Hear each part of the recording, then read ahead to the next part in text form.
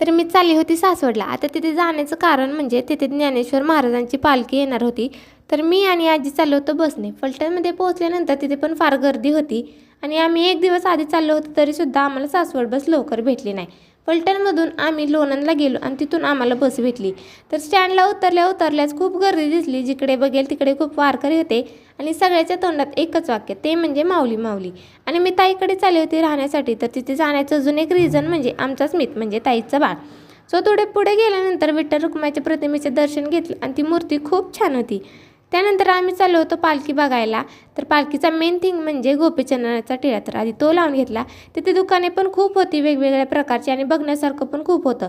Main म्हणजे गर्दी फार होती. मी खरं तर पहिल्यांदा सासवडच्या पालखीत गेले होते, पण माझा तिथला अनुभव खूप छान होता. त्यानंतर आम्ही पाणीपुरी खाल्ली, ती तर खूप टेस्टी होती.